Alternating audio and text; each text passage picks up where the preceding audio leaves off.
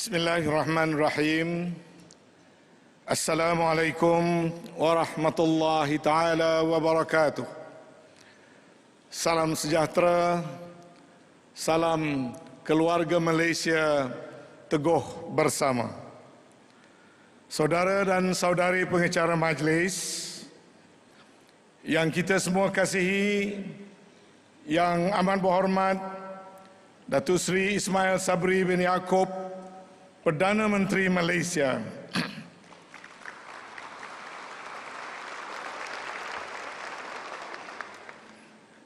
Dan sudah tentu yang kesemua sayangi, yang berhormat Datuk Seri Dr. Noraini Ahmad, Menteri Pengajian Tinggi Malaysia.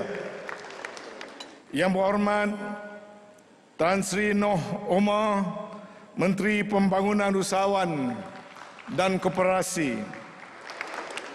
Yang berbahagia Datuk Seri Haji Muhammad bin Mantek, Ketua Setiausaha Kementerian Komunikasi dan Multimedia. Yang berbahagia Datuk Seri Abdul Razak Jaafar, Ketua Setiausaha Kementerian Pengajian Tinggi. Yang berbahagia Saudara Muhammad Nur Ahlam Abu Bakar, Presiden Majlis Perundingan Pelajar Kebangsaan. Def-def yang dihormati, saudara-saudari yang dikasihi sekalian. Alhamdulillah, bagi pihak Kementerian Komunikasi dan Multimedia, saya memanjatkan kesyukuran yang setinggi-tingginya kehadrat Allah Subhanahu wa taala setelah kesekian kali dan sekian lama kita berusaha untuk menyempurnakan satu amanah dan ilham yang amat berhormat Perdana Menteri, yang mana pada penghujung tahun lalu yang amat berhormat Perdana Menteri Datuk Seri Ismail Sabri Yaakob telah mengilhamkan dan mengarahkan kami supaya berikhtiar agar semua siswa-siswi B40 berkeupayaan untuk memiliki peranti secara mudah. Maka pada hari ini ianya menjadi satu realiti di mana yang amat berhormat Perdana Menteri sendiri hadir untuk memulakan program penyampaian peranti siswa keluarga Malaysia. Satu program yang terbesar yang pernah dilakukan oleh kerajaan. Sejak daripada ilham dizahirkan oleh yang amat berhormat Perdana Menteri, banyaklah perkara-perkara yang perlu dilakukan. Antaranya agensi-agensi pelbagai kementerian membentuk jawatan kuasa untuk membincangkan apakah bentuk dan konsep untuk melaksanakan program ini supaya ianya memberikan kebaikan sebaik mungkin kepada kumpulan sasar. Satu jawatan kuasa pula untuk meninjau dan mencari jalan daripada sudut teknikal, apakah peranti yang paling sesuai dan apakah piawaian dan standard yang harus digunakan agar pemberian peranti ini benar-benar bermanfaat dan tidak menjadi suatu program yang indah khabar dari rupa sahaja. Pada masa yang sama, beberapa siri engagement dengan mahasiswa-mahasiswi bagi mencuba beberapa jenis peranti untuk mendapatkan feedback daripada para mahasiswa dan mahasiswi sendiri, agar sebelum perolehan dilakukan, kita ingin memastikan kita mendapat deal yang terbaik serta peranti yang terbaik. Dalam pada itu tidak kurang juga bagi sesetengah mereka yang tidak sabar, yang menyindir kerajaan seolah-olah ini mungkin hanya satu lip service. Tetapi sebagai sebuah kerajaan yang bertanggungjawab, urusan perolehan dan pelaksanaan program sebesar ini hendaklah dijalankan dengan cermat. Dan hari ini alhamdulillah, setelah proses perolehan secara tender terbuka dilakukan dengan pembida daripada pelbagai jenama yang ditawarkan, jawatan kuasa perolehan dengan kerjasama penuh Kementerian Keuangan telah memilih jenama yang ada dalam pasaran, teknologi yang terkini dan kapasiti yang terbaik, yaitu jenama Samsung Galaxy yang ada dalam pasaran, bukan OEM, bukan yang dibuat seperti mana peranti-peranti pada masa yang lalu. Dan peranti-peranti ini apabila diberikan kepada siswa-siswi, tidak perlu risau, asalkan jaga baik-baik. Kalau rosak, hantar saja ke pusat, akan dapat terus gantian yang lain. Pembelajaran tidak terganggu kalau peranti rosak, kerana ia akan cepat diganti. Kalau tenggelam banjir ataupun berlaku kebakaran atau musibah keluarga, juga tidak perlu risau, kerana peranti lain akan diberikan secara berterusan, asalkan jangan dijual di loyat kemudian datang klaim yang baru. Keseluruhan ini telah difikirkan dengan semasak-masaknya sebagai memikul amanah yang diharapkan dan diberikan oleh Yang Amat Berhormat Perdana Menteri.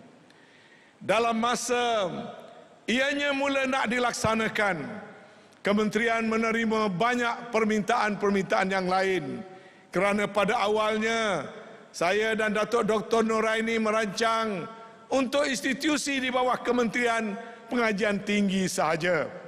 Selepas itu kita menerima permohonan daripada institusi pendidikan guru di bawah Kementerian Pelajaran, permohonan daripada Kolej Komuniti, permohonan daripada Kolej Matrikulasi, dan seterusnya. Panjang senarai permohonan yang mahu mendapatkan perkhidmatan peranti siswa keluarga Malaysia.